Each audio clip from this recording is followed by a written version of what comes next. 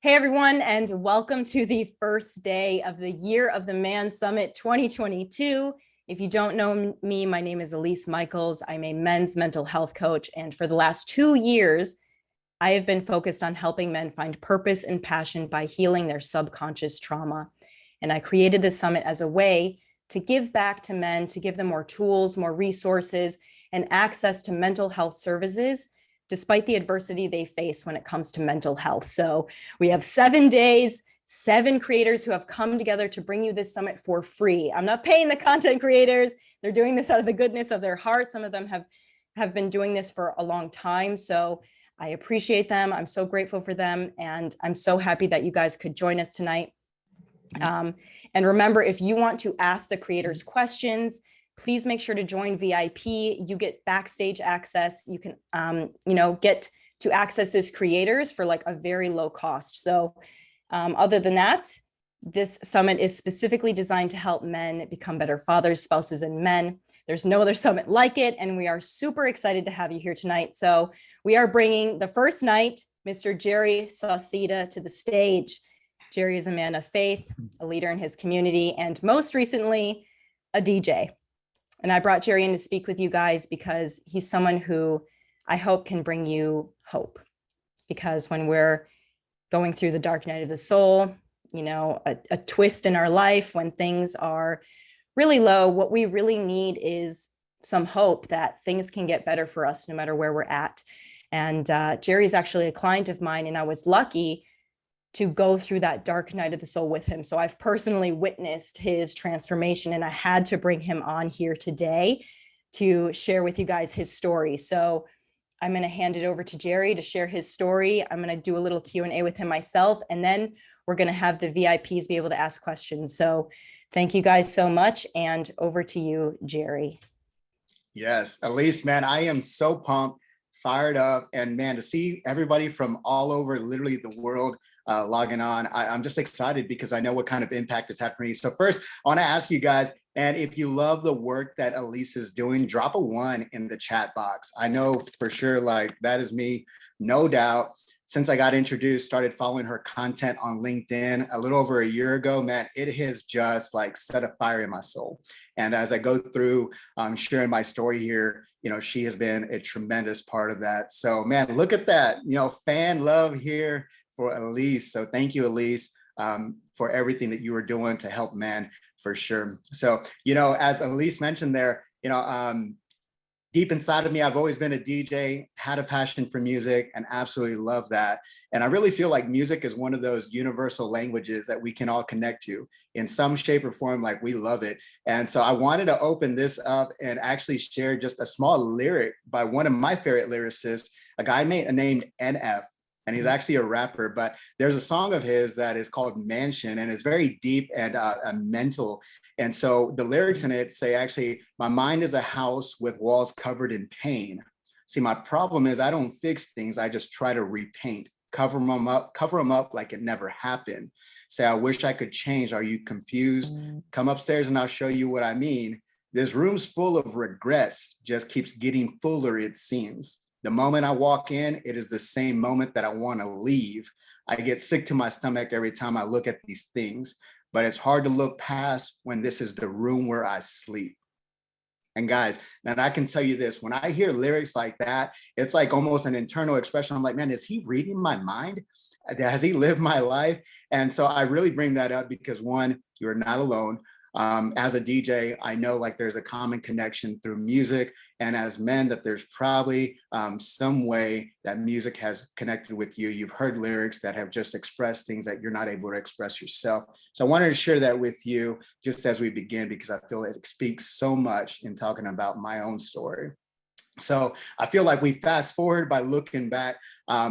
I just turned 37 about 2 weeks ago. And, my parents are in their early 50s. So if you do the math, yes, they were teen parents. And I'm talking young teen parents. So my mom being 14, my dad being 17, I was actually the second child. And so my older brother's a year and a half older, have a sister 11 months younger than me. And then my youngest sibling, who is about 6 years younger. And so if that gives you some kind of picture of understanding the world that I was brought into at the time, to teen parents and what was surrounding me, that'll kind of give you some perspective there. So, as in that household or in that environment, there was like a lack of boundaries or no boundaries whatsoever growing up. A big lack of, I wouldn't even say communication, but undeveloped communication. I think it's difficult enough for sometimes us as humans to communicate one another. But when you're now raising children as a child, to have to do that yourself, and then unmanaged emotions. And I think I've seen that as being a father myself, is like, how do you help coach and parent children in managing their emotions when maybe you don't have a good understanding or grasp on your own? And I know that as men, like that has been the big part of my story, is not being able to understand and know where those feelings or emotions, like where they come from, how to manage them. So essentially, this is what it really came down to. And maybe someone out there's feeling like this, is like, I was left to care for myself. I was a kid raising myself, figuring out a lot of things on my own, where I felt like there should have been a parent to offer that guidance, communicate, or talk through things. I really just didn't have that. Now, not only to give direction in a sense of like, here's what you should do, but here are reasons why you maybe should not do that. And so I found myself getting into a lot of, I wouldn't even say trouble. I actually didn't really deal with a lot of consequences, and got away with a lot of stuff. And so in my younger years as a teenager, actually being able to manipulate situations manifests itself to a different level as an adult, whether that was relationships with females, with friends, with teachers and coaches. I was essentially two different people, one within the boundaries of school and then one outside of it. And so now we go through this progression as an adult. 15 years ago, I'm 21, I'm having a daughter, and her mom is 19. Certainly a lot of lust, not a lot of love at that time. And I found myself within a couple years being a single dad to a 3-year-old daughter. Now, a lot of people have asked me about that journey and what is it like to go through in a custody situation, especially in the state of Texas. And I certainly had gone through a lot of different growth periods, mentors and people that were influential in helping me go through that stage, but then preparing myself to be a father to a daughter. Now, her mom has been such a huge and great co-parent along with me since that time. So I don't want to take anything away from that. But it was 10 years ago that I was a single dad, primary custody, and I was on the verge of my first marriage. And this is important. I was actually getting married to a pastor's daughter at the time. And so didn't know how prevalent that was, but my faith in my life was such a big thing. It really was my guidance in terms of how I was living my life, my belief system, and what I was following at the time. So 5 years, we look back now, I was actually now coming out of a divorce. I have a 10-year-old daughter, soon to be a middle schooler. And if you've probably heard, we have any parents here on the webinar today, you know what it's like. It's definitely a transition parenting a child that's gone through elementary into middle school years. And so that was a major transition I don't think I was prepared for, and felt like I was kind of the anomaly, like I was going to be able to handle it well. So now we look back 5 years, and I was actually about to go through meeting my now ex-wife, and had a growing child. And so a lot has changed, especially in the last year. So about a year ago, I found myself going through the same patterns and circles, vicious habits of now dealing with common issues within a second legal marriage or third relationship at the time that was completely falling apart. I was depressed, extremely anxious every single day, frustrated. And I think the biggest thing that it came down to was I felt like I had just ruined my life. And that to me is a pretty profound statement, to have a feeling of looking back and thinking, like, what have I done? This is my third essential marriage that is falling apart. Here I am holding up a facade like I had it all together. And the thing was, everybody around me, from the community to my church to my business, thought like Jerry was living the life. Jerry was living the life. And that really came from being able to, like, again, put on a facade and a front, like I had it all together. But the thing was, I really didn't want to be exposed. I wasn't being transparent. I wasn't being vulnerable. I didn't know how to ask for help, and I didn't know how to handle consequences when they actually came up. And so I was living according to, if you look back a year ago, it's like, what was life like for you, Jerry, a year ago now? And this is how quickly things have transformed and changed for me. And so in 1 year, I was really living according to a lot of rules and reprimands, actually according to my church and church leaders. My daughter was now actually living full time with her mom. That was a major transition for me to deal with in terms of now having parented a daughter up until the age of about 13, 14, and her making that decision to say, Dad, I think I'm going to go live with my mom full time now.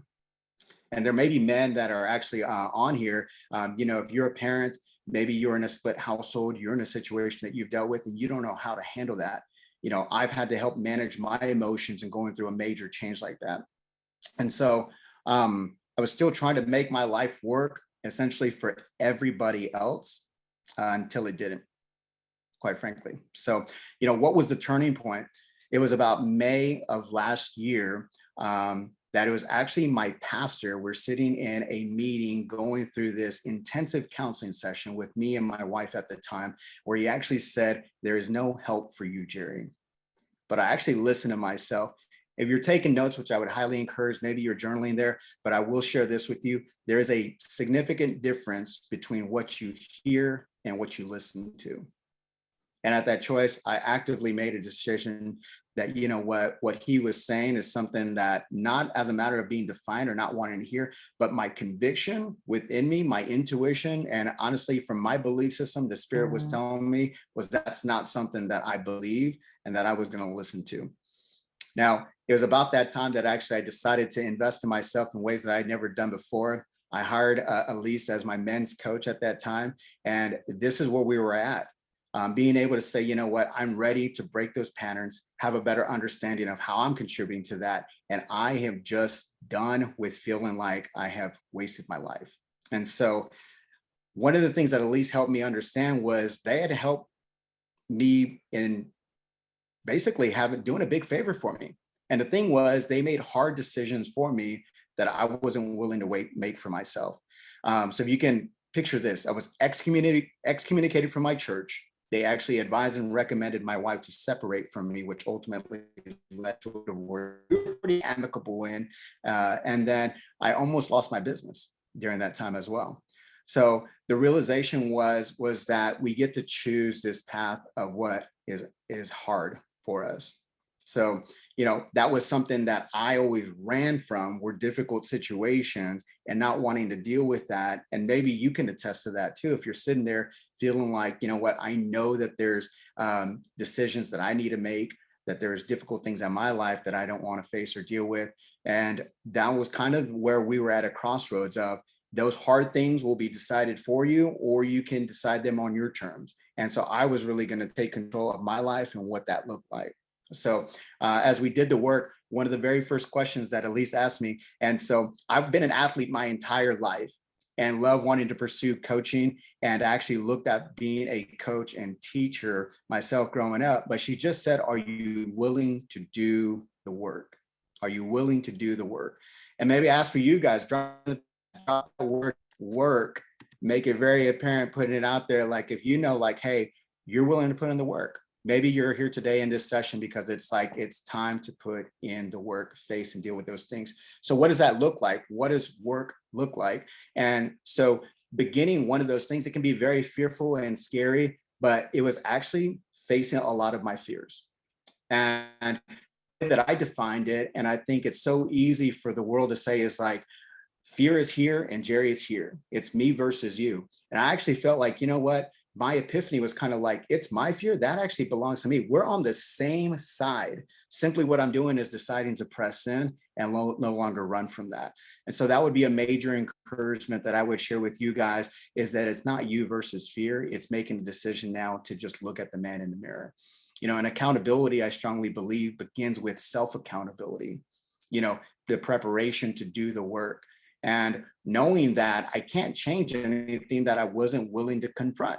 Now having a coach and someone like Elise and being able to filter through those things, there was a starting point for that. And so this is a significant word, and you're going to see a pattern here, and it's the power of re. And I say that, and I'll drop it in the chat, re. And so one of the first things was I had to redefine things in my life, redefine things in my life. What were some of the issues that I was facing or I was dealing with? And here's where I'm hoping that I can instill some hope into you, man, because I know that is probably something deep inside that has been dealt with. And at times feeling like, you know what, I'm alone in that. There's no understanding of it. But a big part of that was victim mentality and then also blame shifting. The mentality and the blame shifting came from that world of feeling like, man, I was that child that was always left to take care of himself and had no guidance. Now, you know what? When I met, it was somebody else's fault because no one had ever told me either right from wrong or there was going to be consequences for that. And so it's so easy for me to be able to shift blame, not deal with that, and play the victim. Also, a lot of lack of boundaries. Never understanding that there are also healthy boundaries. Boundaries can protect you as well. And so that was very important. The inability to deal with criticism. And I think men, especially in the world, for me, dealing with strained relationships and significant others, where for them, it wasn't criticism. They were offering maybe constructive criticism or feedback, but there was a big difference for me and feeling like, what is that criticism? Because I'm more responding to coaching. If you put it in terms of being a coach, I can kind of take instruction, but if you're going to criticize me, then I'm going to retreat. So, and then the last couple of things that I was really struggling to deal with were a lack of forgiveness. I had this harbored up resentment towards my parents and feeling like they were so irresponsible in raising children at such a young age. And then one that wasn't very apparent to me was a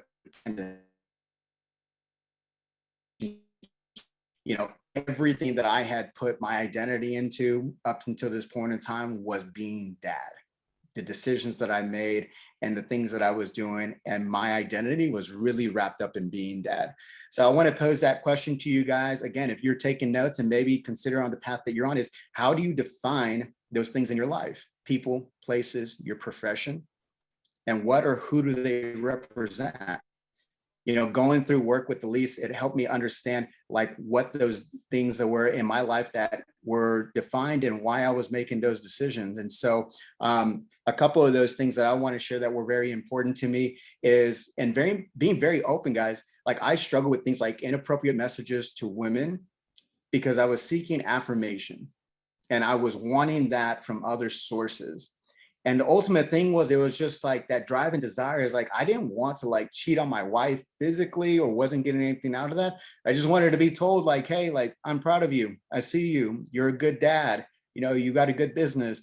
And it was like that missing affirmation that ultimately came down to was like, I didn't get from my parents. I didn't associate with my father or mother because, again, the lack of communication or any time that there was opportunity to be recognized, and it just wasn't happening.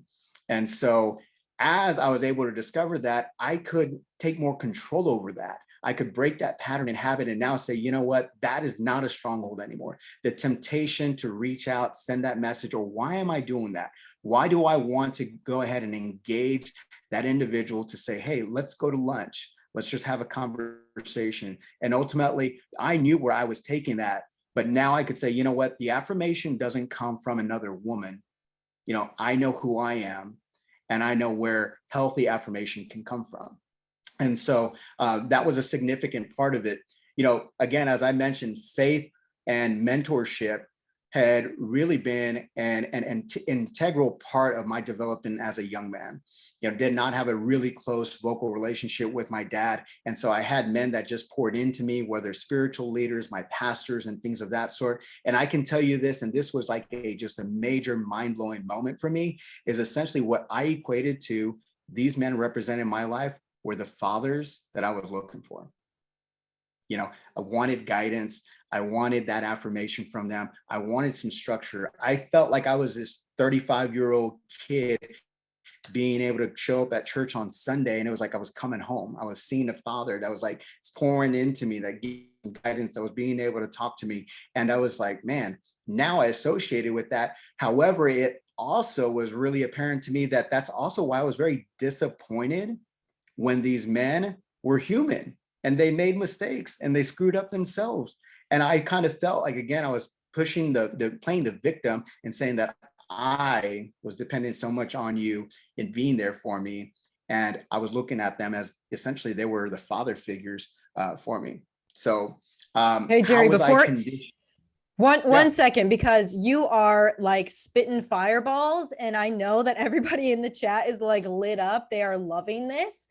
You can see in the chat that everybody's like, Jerry's awesome. Like, you are throwing out so many good things. So I just want to pause it there and summarize so that we don't miss anything, right? Because you're also mixing in like the lessons that you learned. So it's like, I was here and then I was there. Like, it's so good. So I just want everybody to really, really understand the mental headspace that Jerry was at, like when we started working together and even before, right? What, like, in summarizing, you can correct me if I'm wrong, if I'm getting this wrong. Mm-hmm. But when he, like before we started coaching together, right? He's talking about how he had all of these behavior mechanisms that he developed from, you know, our parents. Our parents aren't perfect. We get messed up one way or another, right? So these are the survival mechanisms that we had. And what those led him to was having almost like a false identity, right? Wearing different masks in public and private, not understanding emotions, feeling the need to be validated through text messages that were promiscuous, right? He had gone through these relationships where he couldn't connect. He couldn't connect with his partner. He didn't understand his emotions. So he, would wear these masks and get validation in ways and just not understand it. And the thing that Jerry didn't mention is that we actually had like an intro call before we started coaching together, months beforehand. And when we had that call together, Jerry was a totally different person. I mean, I'm a person who can read between the lines, right? It's not my life, so I'm not caught up in the emotions, right? I see people for who they are and what they could be, not for, like what their emotions are making them feel, right? So when Jerry had consulted with me the first time, he told me about all these conflicts, the real him, his desires. I said, what do you want in your life? And he's like, well, I really like music. I would like to be a DJ, but it's not realistic. And, all of these things. And what I saw was someone who was so unhappy with the current life he had, right? And in that situation, it wasn't a good match, a partnership. It wasn't a good lifestyle that he was living. He was very unhappy. I mean, correct me if I'm wrong, Jerry, but right, that's kind of like how it was going. Yeah. And you were trying to convince yourself that life was the life that you were supposed to live. Right.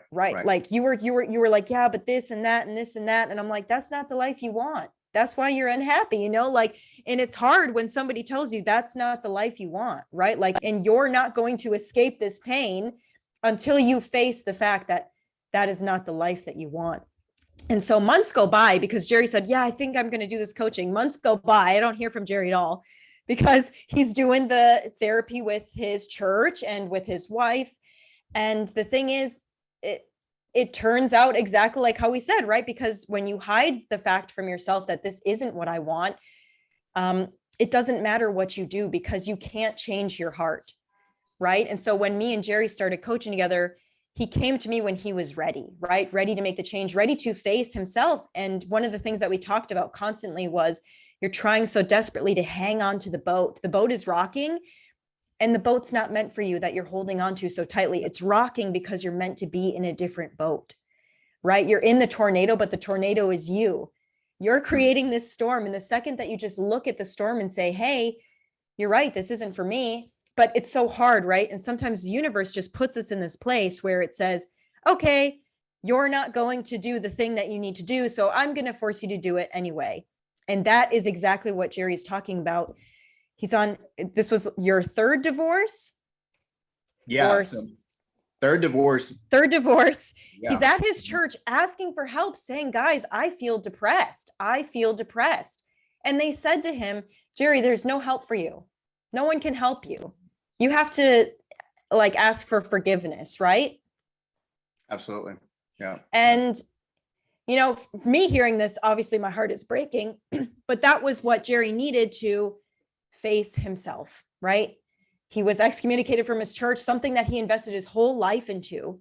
So the whole reason for me re-summarizing this for you guys is because it's very important to understand. Sorry, gosh, something in my throat. Very important to understand that sometimes life can seem at its absolute worst, right? We're sleeping on our parents' couches. We've lost everything. We've been abandoned by everyone we know. And sometimes things fall apart so that we can fall together. Because now I think Jerry's going to go into the part of his life where it all changes. Is that right, Jer? You are on point.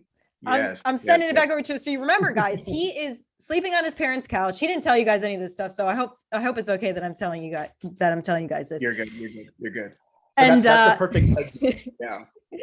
And coming out of this divorce, and at the same time, still trying to like hold on, right, to the past life in little ways. And I'm like, let it go. And the reason why I loved working with Jerry also is because he constantly practiced surrendering. He constantly practiced surrendering and trying to let go. Even though it was hard, he still tried it. And that is the key in the next shift in his life. So tossing it back over to Jerry, he's going to tell us the next step in his life. And I'm really excited for it. Yeah, absolutely. So that's a perfect segue. So yeah, I mean, that's where I was, I was this past summer, now separated, filed and going into a divorce. We were selling our house. I was literally 36 years old with a 15-year-old daughter, and I was sleeping on my parents' couch trying to figure out like what the hell just happened to my life.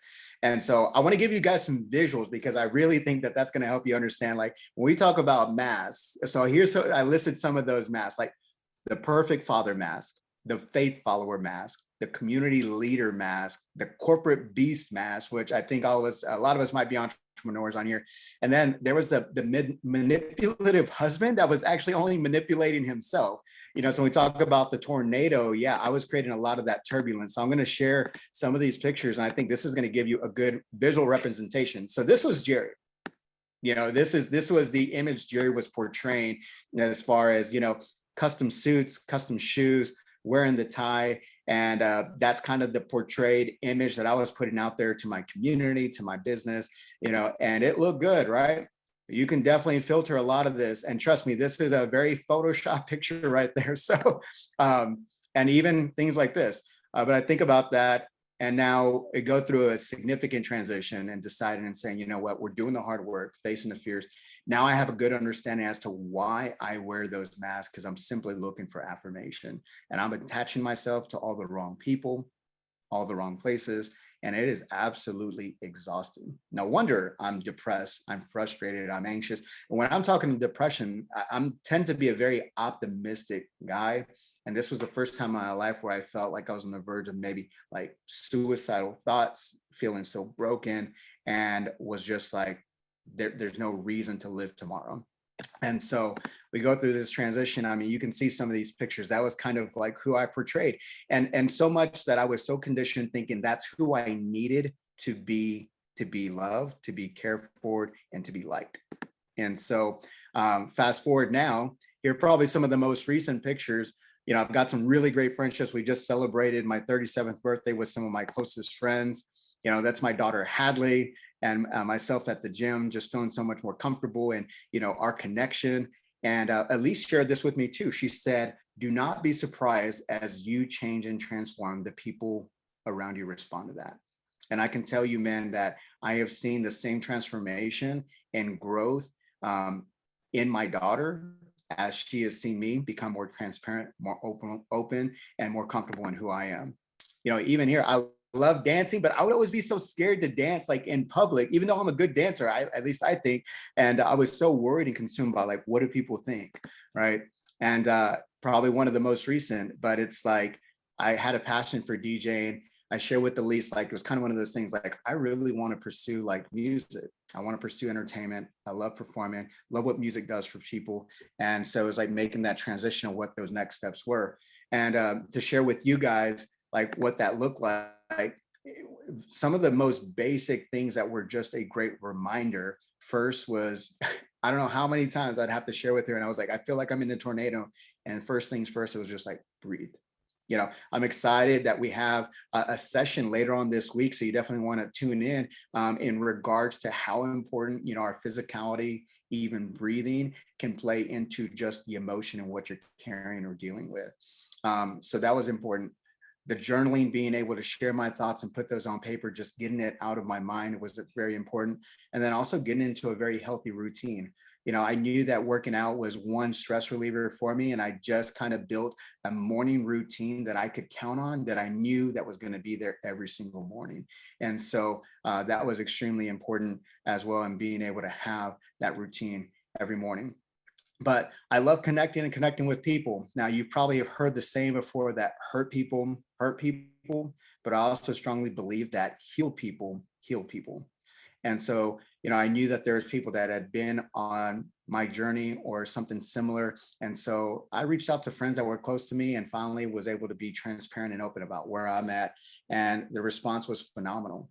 And so I connected actually with very close friends of mine that had been there all along, and creating margin within my life to be able to have the space to fill it with what was going to come next. And so maybe this will resonate with some of you, but I've kind of been that person that I don't know necessarily that I always had it figured out. What was I going to grow up and become? What was I going to do? What was the plan? But I kind of knew what it was not going to be. And so this made it very clear to me as all the masks were removed and relationships went away, the church setting fell away, that community leader facade and all those kind of things. It was like where I was truly at in terms of who I was as a person. And so I went from now allowing other people to define the fruit in my life and allowing myself to define it based on the roots. And the roots were like, this is who I am. And so kind of leave with these three things, but this was paramount in some leadership development I went through and applied to my life, but it was reframing, renaming, and remaining. And so one, reframed. I looked at like fatherhood. I was this dad that had really grown codependent, and everything that I associated myself was just attached to my daughter.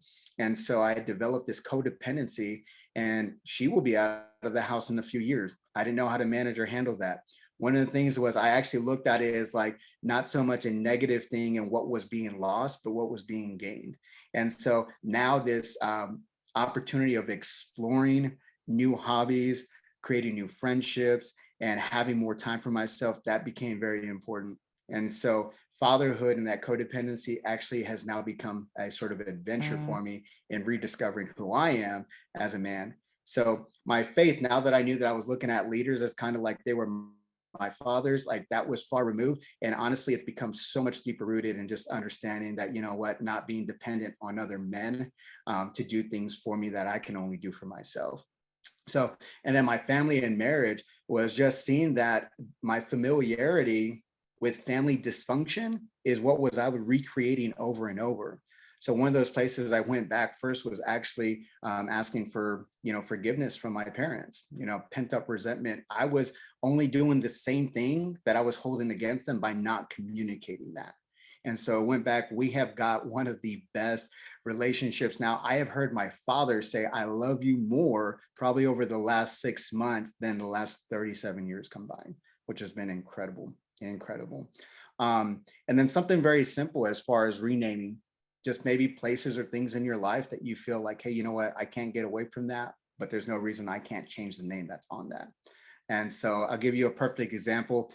I have an office where a lot of my team and I run my business from, we no longer call it the office. So we call it the ship. And so, we do things at the ship. Our motto is we make ship happen. And ship really is a lot more in tune with what I value. That's leadership, discipleship, mentorship, worship, and fellowship. So my agents, my team, we know when we're in there, we're going to make ship happen. So maybe there's a place in your life talking about renaming something, and then just remain rooted. And that's one of those things I had to be consistent and being able to have that space, protecting the margin and being there. Part of that management of knowing that the tornado was not permanent, guys. I knew that that tornado was something that was not permanent. The pain would go away. Being able to put notes in my journal, manage my emotions, and deal with that was super helpful, because I also knew that I had one-on-one time with someone like Elise that could trust and was in a safe place with. And I knew that that was going to be dealt with. As men, I think that that's part of some of our frustration, is feeling like this is never going to get addressed. I don't want to bring that up to my spouse because I'm just tired of arguing. So it's going to get put off. There are things that in my business or my workplace that I'd much rather go drink away, deal with, or hang with friends and never going to bother. Or I know I need to have that conversation with my children and so on and so forth. But being able to have safe, dedicated time where I knew that this was going to be shared with Elise in a coaching session was significant for me. And so now here we are. So I can tell you this, every day my life is an adventure, and that's exactly what I want out of life.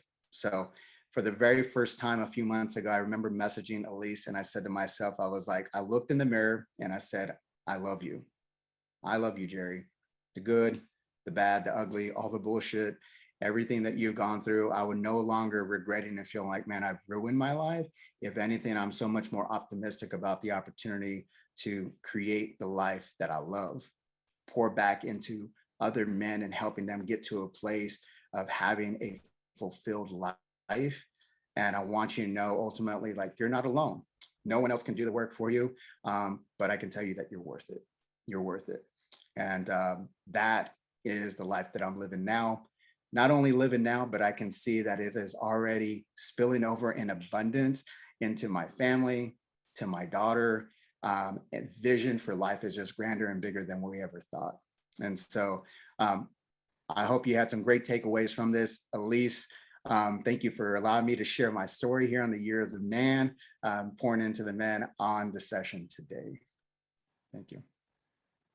Wow, everyone. Claps for Jerry. If you loved this, put a clap emoji in the chat. I'm so grateful to have you, Jerry. And every time you speak about your story, your passion really shines through. And I like always get tears to my eyes because, you know, that journey, guys, is not easy. It's not easy. And, you know, me as a coach, like I have to maintain holding space without getting emotionally invested, or else I can't hold the space for Jerry.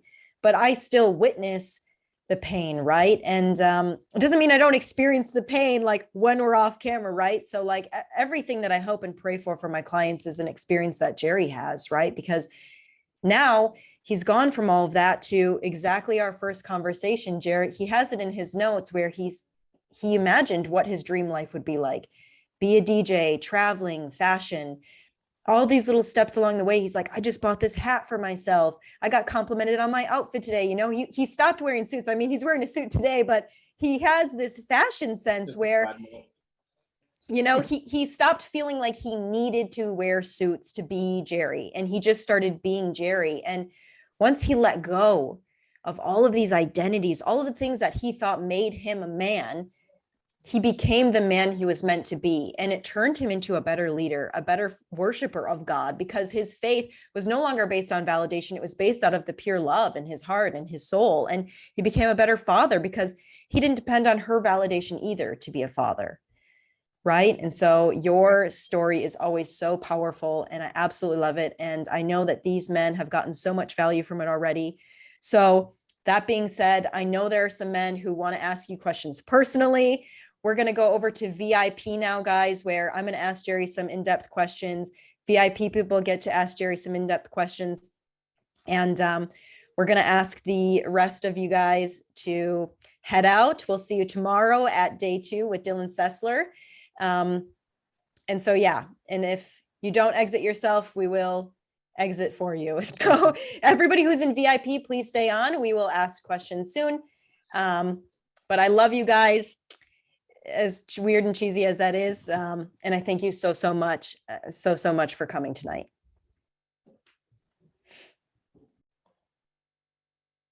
All right, guys. So welcome to the VIP section of this summit. So excited to have Jerry ask him some personal questions. Now we have some questions in the chat. One of them by, I think, Todd. Todd asked, what triggered your introspection? What inspired you to start looking within? And, I like that question. I was actually in preparation for today, spent some time going back through some of my journals, even, as Facebook memories come up and things like that. The first message that I sent to Elise was in February of 2021. And I remember I was like, okay, I took some action, but again, like you asked Todd, what led to that introspection? And a big part of that was my faith and conviction, like I talked about. So some of the details on what I was going through in terms of what my church was advising. I was actually on a care plan, on a counseling care plan from them. So I was restricted from social media as part of that care plan. I had basically one-on-one like check-ins with leadership in the group, kind of like babying me. And I'm like, I'm a grown ass man. I'm a grown ass man. And it just got to a point where I was like, I just, this I don't trust and I don't feel is right. And so the only social media platform or access that I had was LinkedIn. And I can remember that I was starting to see more and more content from multiple creators, but Elise specifically actually targeting towards like men's trauma and men's mental health. And I think it was the first time that I was willing to actually feel like, is that me? Like that's what I'm dealing with.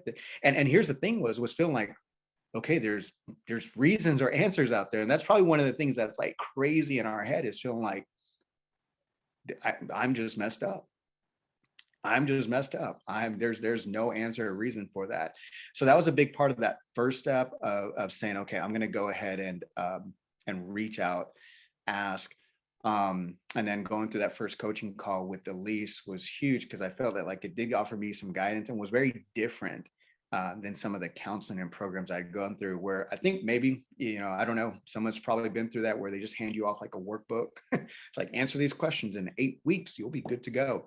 I was like, this is a bit deeper than that. And I actually remember my ex-wife, like we left one of our sessions, and I think it was that same session where the pastor said, there's no help for you. And the next day, even she told me, she was like, I don't think they're right. She's like, I know you're dealing with a lot of stuff. And so Todd, like that was probably the point where I took things seriously, was hearing someone like a pastor who, you got to remember, I looked at this person basically like they were my dad, and was saying like, there's no help for you. And I was like, F that. Like, we're going to change this. So that was it. Wow. I love that, Jerry. And you said so many good things in there. And I really want to go back to a point you made in the beginning, where you said there were a lot of rules and restrictions that they put you on in order to get you on this path. And so there's two things in that. So, right. So one of them is the feeling like we're being punished when we want to ask for help. Do you feel like that's kind of resonant with what goes on? Yeah, I mean, because that was probably the immediate response. What was first, I think, just instead of looking to understand where you're coming from, it's like they would just want to create the understanding. Well, then you've got to fit this. Here's what needs to be done. You just need to change that. You just need to follow these rules. And I was like, and it was just overwhelming, because it kind of still felt like, okay, this is actually the same cycle I'm going through. I'm like this child that's asking like, hey, something is wrong. I need some help. I don't feel right. I don't want to continue with these consequences. And all you're telling me is like, I'm not hearing you, but I'm just telling you what needs to be done. And importantly, one of the very first things was I just wanted to be heard, right? You just wanted to be heard. Right. Absolutely. And one of the other things that you said was, and I know there are other questions in the chat, but I just got to get this off my chest. One of the other things that you said was, I'm a grown ass man. And that, it just like lit me up, because I think a lot of men are afraid to ask for help because we render them incapable suddenly when they ask for help. It's like all of a sudden, like they don't, because people make them feel like, oh, poor baby. And like, that's not how it is how it is at all. You are still a capable man. Just you need more tools. You need more help. And so I'm so glad that you brought that up, because I think it's a real hole in our system. Yeah. And thinking like it was probably one of the first times that I viewed myself as like feeling like I'm a man. I am a man. Up until that point, like I said, I kind of if I had a title to what I was sharing, it was like the child inside. I always felt like I was just this kid.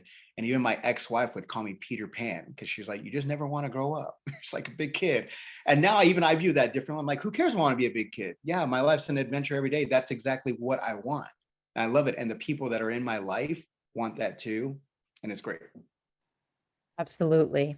Okay. Matt asks, after identifying your different masks that you wore, how did you slowly start to take those off and find affirmation elsewhere in a healthy place or location? Great question, Matt. Oh yeah, that's a good question. So here was, and I shared this, if you want to go back, I know we've done some podcast sessions, and so recently there was a podcast release, and I actually have talked about that, and it was asking that question of what was the mask providing me or giving me? Because it was kind of one of those things until it's undefined, like it was like I would just continue to do it. I would keep putting that facade on, literally walk into a room and just be like, who do I need to be? And even to the point, like I love fashion, but I'd wake up in the morning and be like, okay, what do I need to wear for the people that I'm going to see today? And so part of that, to answer your question, Matt, identifying those different masks, how do you start to take that off? It's like, what was that mask doing for me? Like, because ultimately what was rooted in me wearing that, and if it was the affirmation, the acceptance that I wanted, it's getting to that point of knowing like, hey, I'm loved regardless. The people that like this Jerry are going to be there. And it was much more clear and apparent for me by being able to remove that mask. One, for me, first of all, and people around me didn't see this happening. I not only clearly could see the people that I wanted to surround myself with, but it was very clear the people I did not want to surround myself with. So I was no longer pursuing wanting to develop a false relationship or a superficial one with the wrong people, because they were still only feeding me things that I was not going to be fulfilled with. So that actually, like I said, that was one of the favors from the church, because I was just like not connecting with my small group. I didn't really connect with the leaders. We just didn't have a lot of commonality. We weren't spending time in other places. And the same thing with my community, the business places that I went and developed relationships. So it got to a point where I recognized now what was the mass providing for me. And that's ultimately what I was wanting. And then seeing like, okay, there are actually people out there that like fashion, that like dance, that, that I could connect with other fathers and parents. And, it was okay. So those became my people. So it's reestablishing some of my tribe, right, that I vibe with. So, and finding that in healthy places, that's very important. So we'll say this, because we worked through this with Elise, but I didn't now go through this of taking off the mask and was like, I think I can still handle having female relationships and it's going to be okay. Because I also like didn't want to muddy those waters there. So I was very intentional. I've never felt like I've had like a best male friend, like a best friend. And so I was like, you know what? I'm really going to make an effort. Like, what do I want to go do and enjoy? I love going to live music, concerts, comedy, traveling. And so instead of just like defaulting to saying, okay, I would gravitate towards a female or maybe a mom because they could connect to me in terms of parenthood, I'm going to go seek out other men that say, hey, like, you want to travel, you want to go work out, hey, there's this concert coming up, let's go do that. And it was like, here's where I'm at, here's what's going on. And the response was phenomenal. I've got some really great, deeply rooted friendships now. And so I found healthy places where I could go get that. Amazing. And that actually leads perfectly into Dave's question. It's a very good question. Jerry, when or how were you able to get past doing what you were good at? Did you have a point of dropping the mask and continue with your business? Or did you surrender to being yourself as a DJ in one step, right? So what you're good at, I'm guessing, Dave, you mean career. Maybe you can clarify that for me. So he's asking, how did you make that transition? And this is perfect because you actually didn't explain this, what's going on in that world. Yeah, and I was thinking about that. Maybe I just save it for the VIPs, right? So, nonetheless, but yeah, so I went from this place where I'd been an insurance and a financial advisor for nearly a decade now, all suited up, very proper, building relationships, kind of wearing that corporate mask and doing my thing, to where like I always had this like hidden person inside me was this DJ, love dancing, love music, and just quite frankly like partying and going out, being very social, and so here were the few things. First of all, I mean, I did feel like I was fortunate in a sense that I did have some close people around me that were in my circles in terms of my insurance environment. Um, that I was just quite frankly like, this is what I'm going through. This is where I'm at. And it wasn't even so much a matter of like, how are you going to respond to it? It was just like, this is what's going on in my life. Like, I just cannot deal with or try to manage anybody's expectations and wasn't so overly concerned about that. So I was very open and upfront with my team of advisors and agents. Now, keeping this in mind, like we're not talking about a couple people. You know, I had a team of about 45 insurance agents that worked underneath my agency.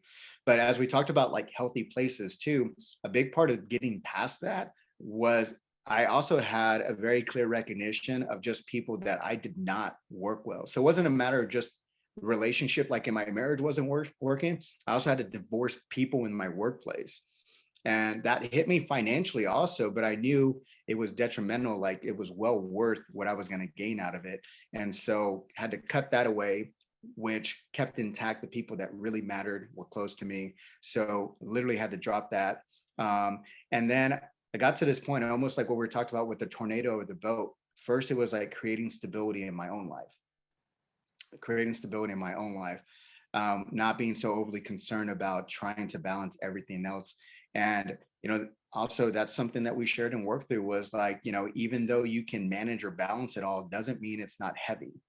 And so that was the first time I really had that visual of seeing like, man, I felt like I was pretty good at managing a lot of things, but I was bearing a lot of weight and burden from being able to handle it all. And I think people took advantage of that.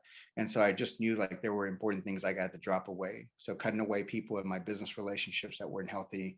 Also the church environment. You're talking about someone that went to church like 3 times a week, was like completely filling his space, and I just needed to create that margin. Now I didn't completely just like drop insurance and say, hey, I'm going to go into DJing, but one of those things, and I'd be remiss to say this, but as it was clear, like not only those relationships in that business world didn't belong, it made it very clear like there was some really great people in my life and people close to me that were like, this Jerry, the DJ, and that loves music and being social, we love that person. We want to support that person. We want to like press into him, and a lot of accountability there. And so those people really brought out the best in me. They challenged me in almost thinking, and that's what's brought me to this place now of actually thinking and taking business to that next level of essentially saying like, we knew that was there all along. We've just kind of been waiting for this guy to come to the light. And so didn't completely surrender that. And it just kind of like one of those things. And like, again, like what we worked through and talked about, it's like the universe has just like aligned itself and balanced in a way when I've spent that focus on saying, okay, the time, place, or people there worked its way out. And the shift in focus has kind of moved its way into the world of music and business and entertainment on the DJ side. Wow. Okay. So to sum that up, so it sounds like you did not just say, screw it, I'm going to be a DJ. It was kind of like a slow process. And I think for other people to understand too, the process for you was almost slow too, because you had to build up the belief, right? Because the dream of being a DJ seemed unrealistic, seemed far-fetched, seemed like it wasn't something that was going to be supportive. Mm-hmm. So if I remember clearly, what you started doing was you started actually like not doing less insurance, but taking on more DJ, like adding more of that joy into your life. And as you started to gain confidence, that just started to grow. And we really knew that was an alignment for you, because You started to get gigs like out of thin air, like immediately. Like I remember like you did a 4th of July thing, and then all of a sudden you got like 3 invitations the next day to do more DJ gigs, right? Yeah, yeah. So it's insane. I mean, so I looked at the first 6 months of 2021, I had done 8 gigs. So I was still wearing that like insurance guy, blah, blah, blah, all this kind of stuff. The second half of the year, I did 28 gigs. So literally like you look at, and the response to just being, who I was phenomenal. And even already now, me and my business partner had over 60 gigs booked for 2022. That's why we're scaling the business. But I look at it the same way where I was like, what am I getting out of wearing the mask? It's like, what am I getting out about pouring into the business that I enjoy doing, the person that I am? And look at the fruit, like the abundance of it is coming. I'm just like, let's just keep pouring, gas on that fire.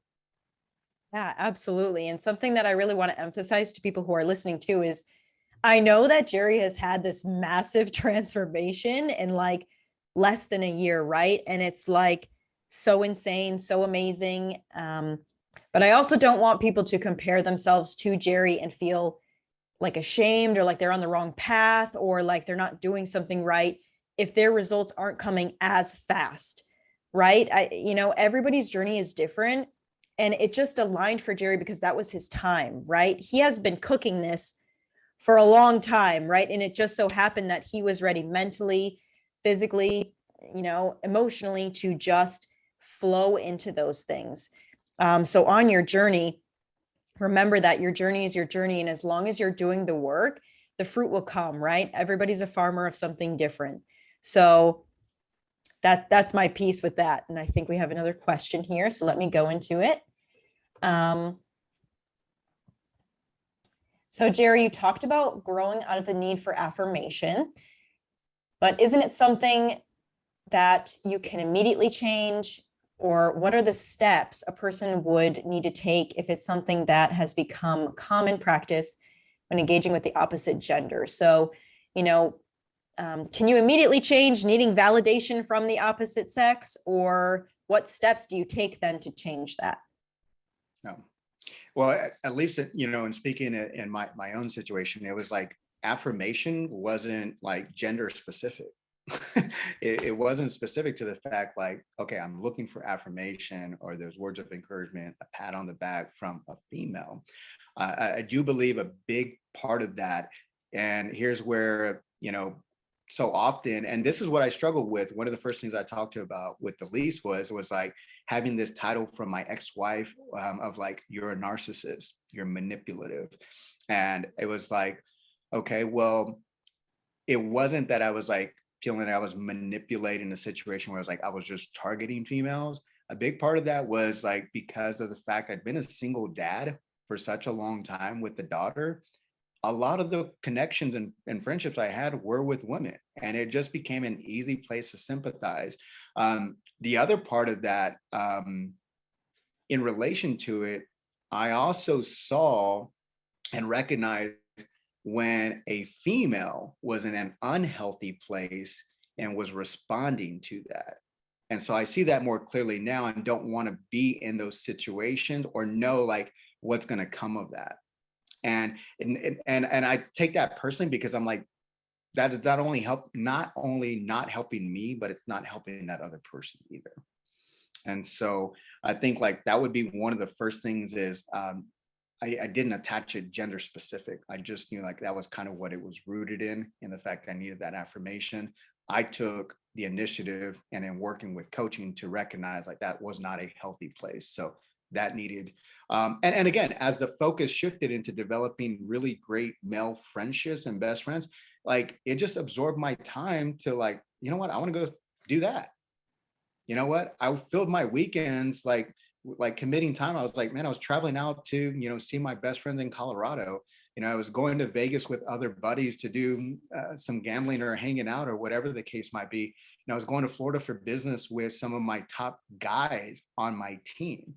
I didn't have time to entertain that. And my emotion was being filled, the affirmation was being filled in places. So there was no longer that desire or need of saying, like, let me jump on Facebook Messenger real quick and see, how I can appease this, or entertain a conversation. So it wasn't gender specific. And now, and I do think, at least for myself, like once you recognize that, like I said, not that it's easy, but you're certainly feeling equipped now to say like, hey, I can handle it and I can do something about it. Wow. So it sounds like a lot of self-awareness is kind of like the first step as well. It's like you have to be aware that you're seeking this validation first, and then getting help and filling your time with other activities, other people who you can actually create meaningful relationships with, not kind of like surface level validation relationships. Okay. Wow. Bill has another question, which I would actually like to answer as well. Bill, I don't know if you're okay with that, because I know this is all about Jerry right now. So let me know in the chat if that's okay. But what he says is, sounds like some kind of support / system is needed. What if you are doing this journey alone? What if you don't have anyone in your life like this? You want to jump in, or let me share a few things and you want to go? Well, I do have an answer that I would like to share, but I don't want to muddy your answer. So you go first. Yeah. Bill, so phenomenal question. That was probably one of the hardest things for me to deal with, I think, because I was so connection relationship based in terms of like my entire world in my life. But quickly, I think one of the things that I valued was time with myself. And part of that was because when I think about like the affirmation, and this is getting to that point, like I said, coming to that place of finally looking in the mirror and saying, man, Jerry, I love you. Like, I love you. And it wasn't like, man, I had just been built up by so many people around me and it just felt easy. And I was just like, man, like we've done the work. Like I've done the work. And so I think like that was a redefining for me, and feeling like I always kind of just fell into that pattern of like, I've got to be around people. That's just the way that I am. And I'm very social. And it became kind of a safe place for me to help go through and trying to manage my emotions or thoughts. And instead of quickly resorting to it, almost like, again, the pressing into fear, was like, I'm not going to run to social media. I'm not going to run to, hey, just fill in my time being surrounded by someone else. I really was like, no, Jerry, where is this coming from? I almost felt like that inner child was just like, why? But why? But why? Just kept digging deeper and deeper and deeper. And so for myself, like that time actually became extremely valuable. And it only enriched the time then that was spent with other people. It actually did. Love that answer. It's so true. Time alone by yourself, like you said, it becomes a safe space almost, because you can be honest with yourself. You don't fear judgment or retribution, but also keeping in mind, this is something that we learn in trauma therapy, that we are born into relationships, right? Because as babies, we cannot take care of ourselves, right? We literally rely on other people to take care of our needs. So we actually develop relational bonds before self-sufficient bonds, right? So something that we learn in trauma therapy, this is why having a therapist or a coach that you trust is really, really a good foundation for healing, because it's not the tactics that we go through, it's the relationship. The relationship is the foundation for healing. So if you can find a coach or a therapist or someone that you trust, just to be honest with, to have those conversations, it can really help aid your journey. I know that sometimes maybe cost gets in the way, or, whatever, but you have people like I'm here. I have a community of people who are awesome, who are there to have a listening ear. Make sure you don't feel alone, because feeling alone can be the worst feeling. And there's a difference between being alone and valuing that and cherishing that, and really feeling alone, because you can feel alone in a group of people. So if you understand anything, Bill, understand this, that, like, I love you. I don't know you, but I don't have to know you to extend that hand to you and listen. Right. So that's what I have to say about that. So thank you for asking that question, because I know a lot of people feel that way. And another thing that Jerry said too, and this is so important, and this is why I have the men's group as well, is that so many men specifically feel this way, and they do not talk to each other about it because they feel like they will be shamed. But if you connect with one male in your life, think about one male that you might have some similarities with, who could be a good friend, and just talk about how you're feeling. That is going to change worlds for you, because chances are they are going to understand more than you know, and you will have such a deeper bond because of it. And also be breaking all of these stereotypes, because men need other men. Men need other men to know that other men are there for them, not just women, like Jerry said. And so I can probably promise you that once you start being honest, like Jerry started to when he started opening up, that you're going to find all these connections that are just so insane and so deep that carry on with you for the rest of your life. Yeah. So I hope that helps a little bit. Yeah, and I was going to add to that, because even something we worked through the last couple of weeks, Bill, and I know, like, for me, it's been significant as far as I feel like the transformation, me being more comfortable with that a long time. But actually, the last couple of weeks, and something I've been working through, is like having some of those resurfacing feelings of like, man, I'm alone. Like, I'm the realization of, like, as things calm down, I get to a place where I'm like, man, so much has changed in the last year. I've started entertaining, like, maybe going on a date here or there and things like that. And then I'm left back at a place where I'm like, man, I kind of feel lonely, right? And here's the thing is, and something that we're working through, and maybe will be helpful, is like having the margin to be able to entertain either the right people or opportunities in my life for what's to come for the future, Jerry. I'm not looking to just simply fill the gap with someone that, like, meets the needs right now. I'm just anticipating that my life and the trajectory and where I'm headed, the things that I want, is, those are the people that I'm leaving margin for, the opportunities for.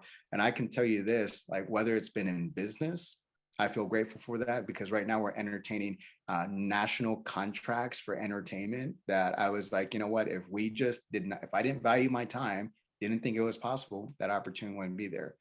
I was having this conversation too, I was sharing with Elise recently about talking to my daughter about dating. And this was her word. She said, Dad, if they are not a professional athlete, NBA, Major League Baseball, or in the NFL, they are not going to be in my life. But it's just like the level of thinking. And she's like, Dad, that's how you need to be living right now. Come on. And it just seems so simplistic for her. But just say that because, again, I think it's so easy and quick for just us to feel like, hey, I'm alone. I've got to fill that. But you know what? Just there is a Jerry of the future that is coming, and I'm just so excited about that. I love that, Jerry, because you are, what's that saying? Do the hard things now and you'll have an easy life, but do the easy things now and you'll have a hard life. And that's exactly like the patterns that we get in, right? We feel lonely, we go out on dates, we kind of get in a relationship that we know is not good for us. Red flags are popping up left and right. We're like, oh, what a nice bouquet of flowers, right? And then we have to deal with the consequences of that, right? So I love that you brought that up. You're like, I'm not going to settle right now. I'm going to go through this lonely time. I'm going to weather the storm because I know future Jerry is going to thank me later. So that is so powerful. Guys, we are nearing the end of our VIP session for tonight. Does anybody have any last minute questions? This has been so fire. If you have any extra questions too after this, I'm happy to forward them over to Jerry. I'm sure he'll be happy to answer them, and we can maybe put them inside of the funnel, because you guys can just log on to Kajabi, watch these videos anytime that you want. I know I like wrote pages of notes, even myself. So does anyone have any last minute? Matt asked earlier the podcast, so the podcast pretty much. Yeah. So the podcast is on my podcast. It's with Jerry. I sent it out, I think, like last week, but I can go ahead and send that to your email, Matt. So thank you for reminding me, Jerry. Let me write that down. Okay, guys. So doesn't look like we have any more questions. I think we wore them out.